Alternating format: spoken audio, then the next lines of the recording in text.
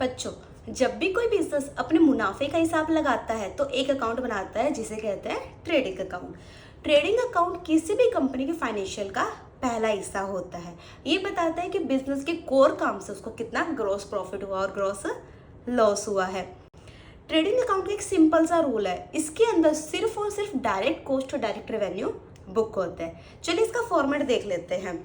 Trading account के debit side के अंदर जितनी भी डायरेक्ट कॉस्ट है वो बुक की जाती है, जैसे ओपनिंग स्टॉक, परचेजेस, प्रोडक्शन से रिलेटेड कितनी वेजेस है हमारी, प्रोडक्शन से रिलेटेड कोई और खर्चे हैं तो वो आएंगे। और क्रेडिट साइड हमारी क्या आती है, हमारी सेल्स, क्लोजिंग स्टॉक, ये सब बुक किया जाता है। चलिए एक एग्जांपल से समझ लेते हैं।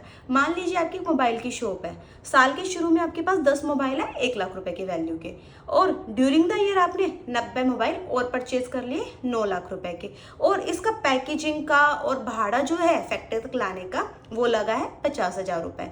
अब आपने इसमें से 85 मोबाइल सेल कर दिए 13 लाख वैल्यू के, और क्लोजिंग स्टॉक रह गया 15 मोबाइल का 1.5 लाख का।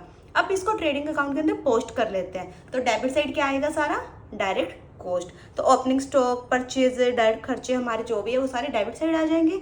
और क्रेडिट साइड क्या आएगी, सेल्स और क्लोजिंग स्टॉक आएगा। अब एक रूल याद रखिएगा, अगर हमारी क्रेडिट साइड ज़्यादा है डेबिट साइड से तो हमें क्या होगा, ग्रॉस प्रॉफिट होगा, और अगर डेबिट साइड ज़्यादा है क्रेडिट से तो ग्रॉस लॉस होगा। इस केस के अंदर हमारी जो क्रेडिट साइड है वो ज़्यादा है, इसलिए हमें यहाँ पे क्या हो गया, ग्रॉस प्रॉफिट हो गया।